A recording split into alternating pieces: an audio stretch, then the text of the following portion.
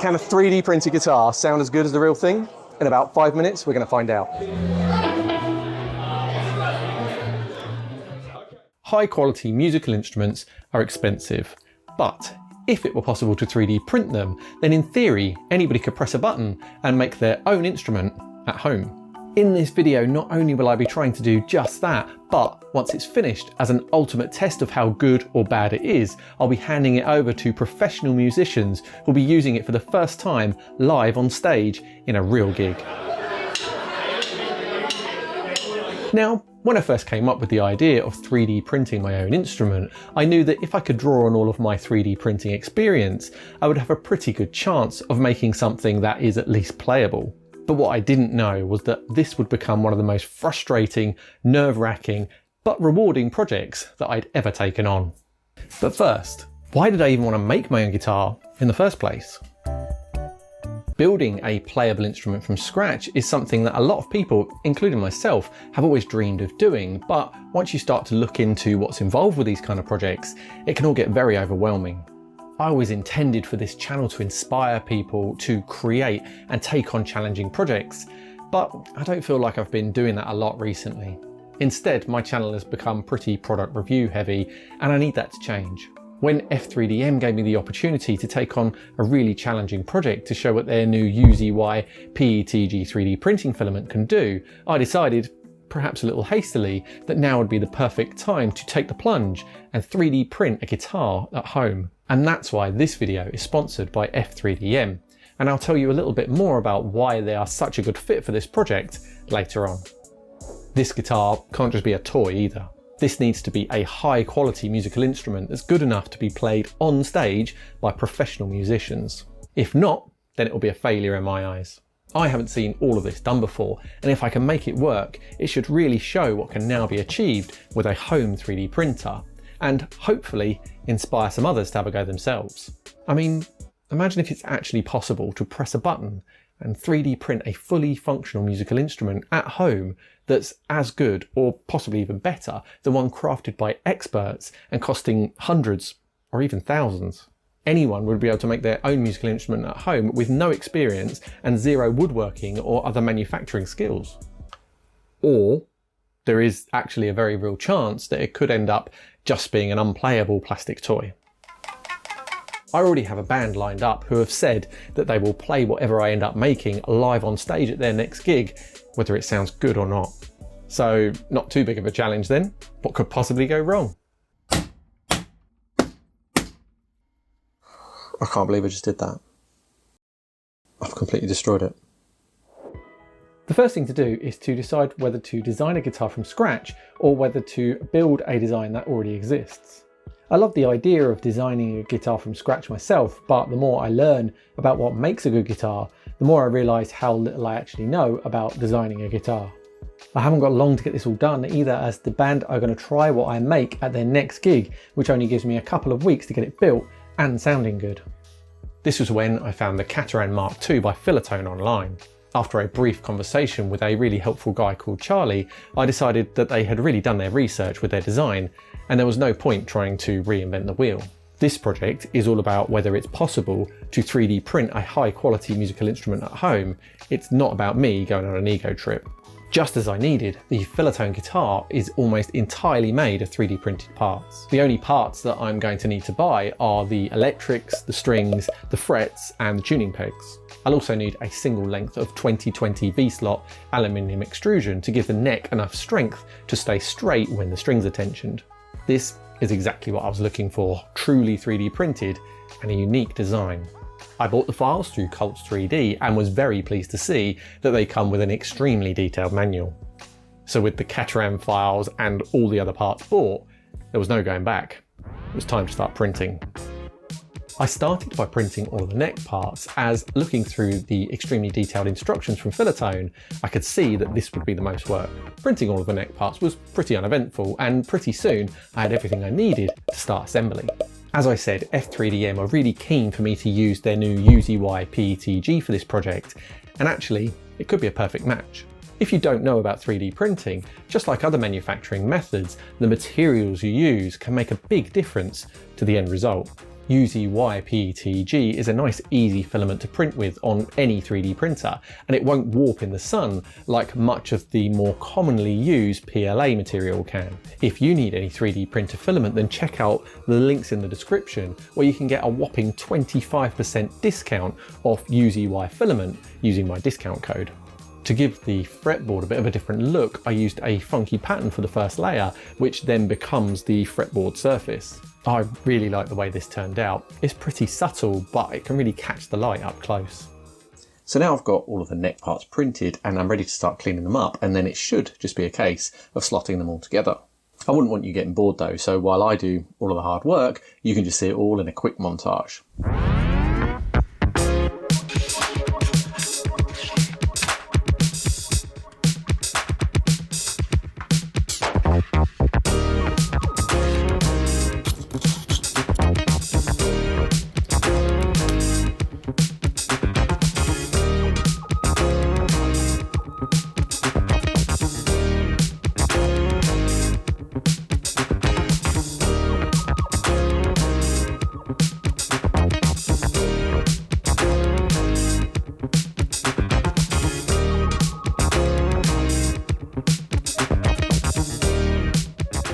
That actually wasn't too bad at all. I did need to use a countersink bit to make sure that the screw heads didn't sit proud of the fretboard face, but other than that it all went together pretty nicely and I think it looks great. F3DM said that I could have any colours I like from their pretty extensive range, so I went for blue and white for most parts and then black for the fretboard. Now it's all assembled, the fretboard is actually nice and flat, which is pretty important when it comes to playability.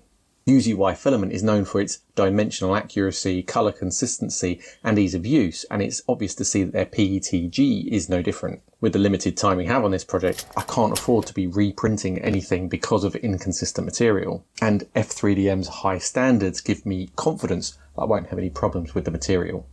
The next part is where I'm expecting most of the work to be. First I need to cut and then insert fret wire into the fretboard. But you can't just leave the ends of the fret wire sticking out, as anybody trying to play the guitar is going to cut their fingers to bits. What I plan to do is file everything flat on the edges, but again that's going to be pretty boring to watch, so I'll see you on the other side.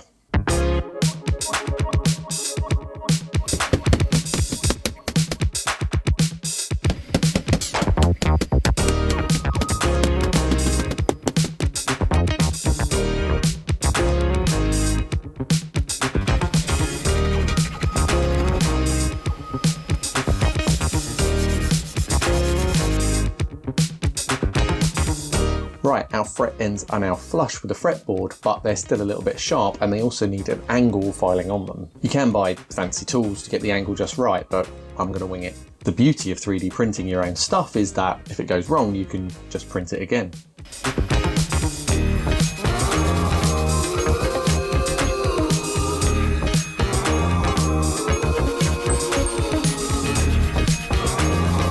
There we go.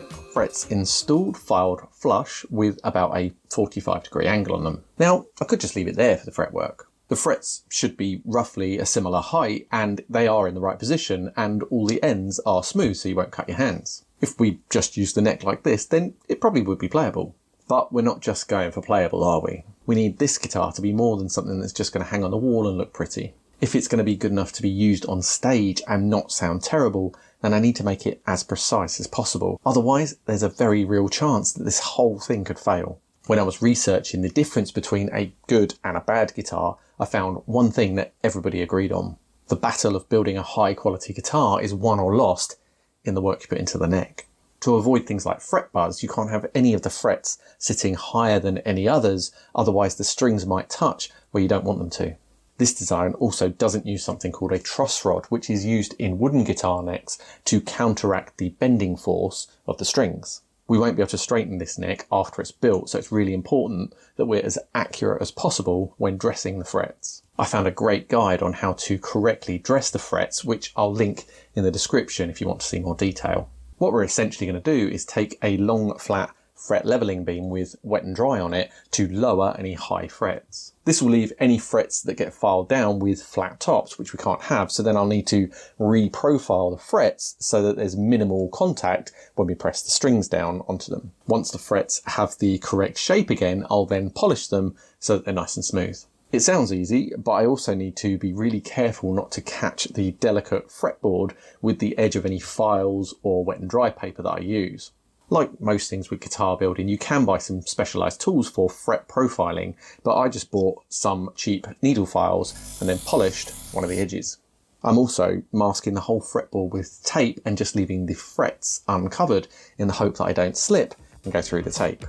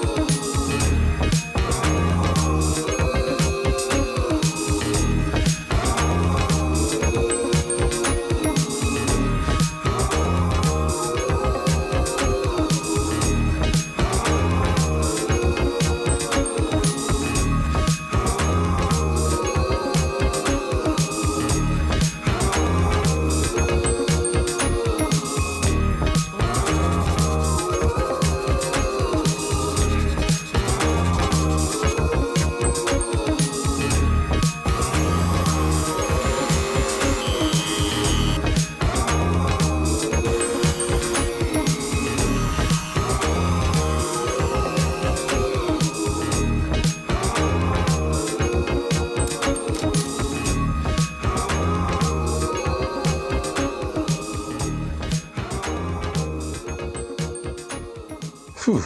Now that was a lot of work. In total, leveling, filing and polishing all of the frets just took me a couple of days. However, I am really happy with the end result.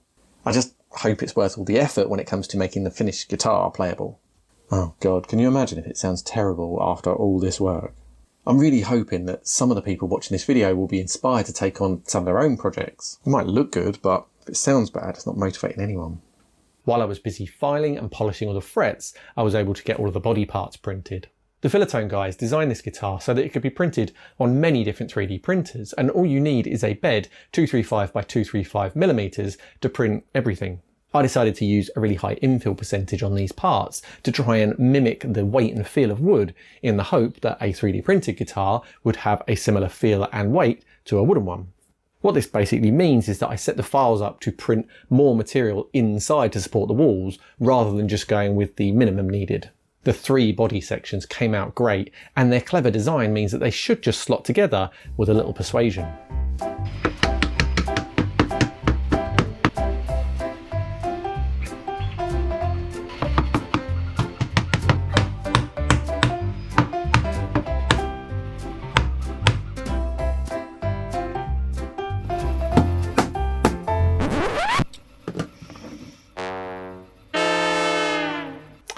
Yep, I just dented it. I can't believe I just did that. It went together so well.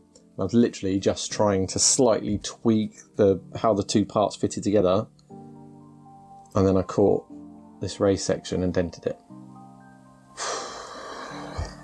I can't leave it like this. Oh well, what was I saying? The good thing about 3D printing is you can always make another one or something like that. Let's remake it. I've just had a call to say that the gig the guitar was going to be tested at has now been cancelled. They do have another one, but it's not going to be the smaller private booking where they can afford to mess up a song or two. This other show is bigger and people will be paying to come, so they can't afford to look bad. Oh, and it's this weekend, so I've now got even less time to get things done.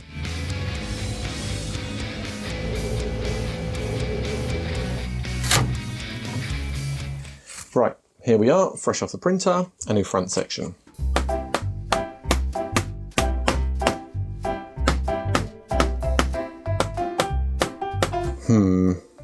this one's not going together quite as easily as the other one. I'm not really sure why. I think that maybe I got a bit too excited and tried to start putting it together while it was still warm. I'm going to put it in the freezer, see if it helps.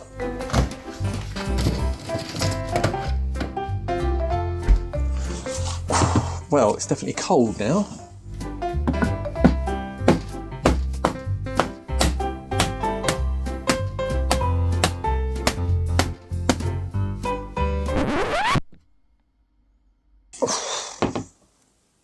That didn't work at all. I've completely destroyed it. I'm gonna have to start again. The problem is, I'm nearly out of filament and time. This wasn't the best day. I messed up the body for the second time by trying to assemble the parts when they were still warm after printing. I think that they were harder to put together because when things get warm, they tend to expand. This is definitely true with the plastics used in 3D printing, and I think that the slightly larger section was just a little bit too big, and when I tried to slot it into the grooves, it became really tight. I then tried to get everything to shrink by putting it in the freezer, which with hindsight probably just made it too brittle. When I then tried to use a hammer to force the parts together, they cracked. Now, I'm not one for giving up, but at this stage, if I hadn't put so much work into the neck, I think that I could have been very tempted to throw in the towel and tell the band and F3DM that it's just not going to happen. All I had to show for days worth of printing was either cracked or dented parts, and it didn't look like I was any closer to getting an actual guitar built, and time was running out. However, I didn't give up. As I've said a few times now, I can just print it again, so that's exactly what I did. Luckily, F3DM have next day shipping, so I was able to get hold of another reel of blue PETG pretty quickly. And with F3DM's superb colour consistency, I didn't have to worry about printing different parts with different batches of filament. In fact, if you have any concerns about how your UZY filament has been made by F3DM, you can simply scan the QR code on the box or reel and see the entire production history of the individual reel that you're holding. So, once the filament arrived, by splitting the parts over a couple of different printers, I was able to reprint the whole body overnight. Once I had the body parts printed again, I took a little more time to clean up the tongue and groove sections and just generally smooth everything out. And, more importantly, I left everything to cool before trying to put them together.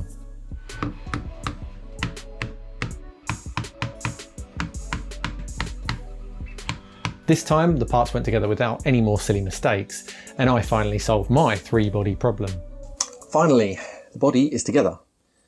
But the gig is tomorrow night. I've now got a real race against time to get the rest of it built. Before what I hoped would be final assembly of the whole guitar, I decided that I didn't like the plain blue capping section for the head, so decided to print it again using the multiple colour options on my Bambu Lab A1 Mini. These little printers can do some really clever things, including printing up to 4 different materials in one print. I chose for the writing to be printed in white, and I'm glad I did. I also took this opportunity to attach the tuning pegs, which just slotted in as they would do on a wooden head, thankfully with no dramas this time. Now we can actually get onto the fun part of attaching the neck to the body. Thankfully the neck slotted into the body perfectly, as did the neck support bracket, and I screwed everything together tight. Another thing that I like about the UZY filament reels is that their spool holders not only look great, they can be fully disassembled for recycling.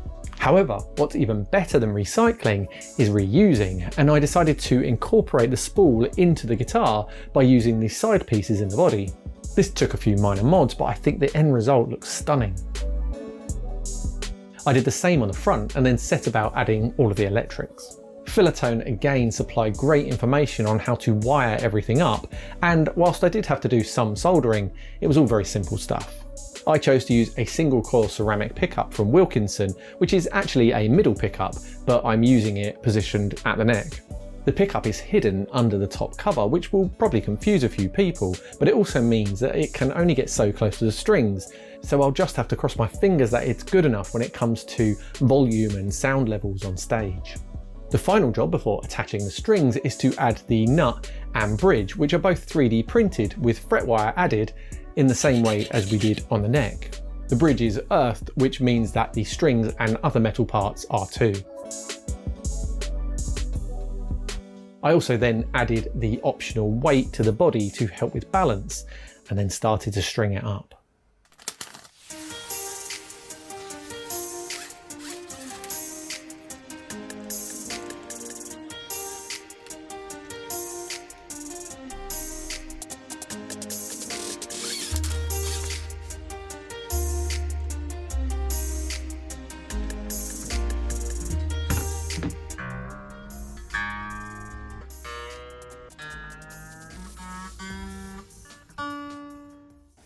And here it is.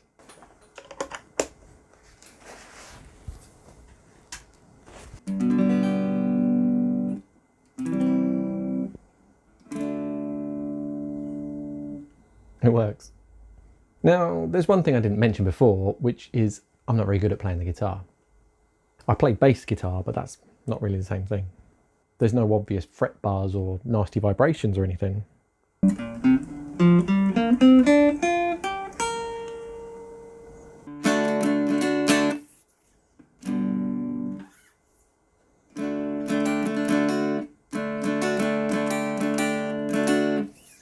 Actually feels like a guitar. The only thing is, the action is a bit high. Makes it a bit difficult to play down here. The action is how far the strings are from the fretboard before you push them down. I mean, it's still playable, but it's quite high at the moment. Yeah, I don't like that. I need to sort this out, and pretty quickly. After taking some quick measurements, I decided to take a whopping 3mm out of the bridge height, which brings the action right down to what feels like a much more playable height, to me at least.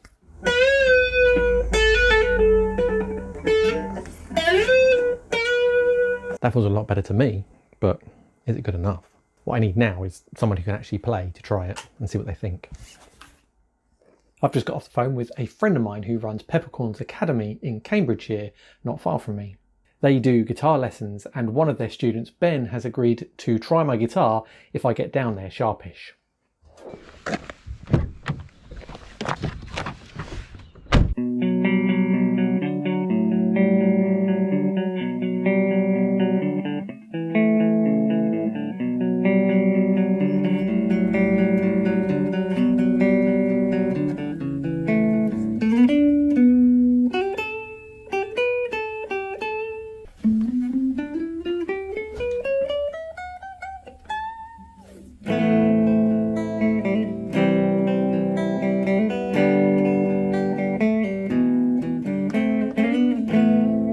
That's like nice for an intro. It sounds nice when it's like clean, in my opinion.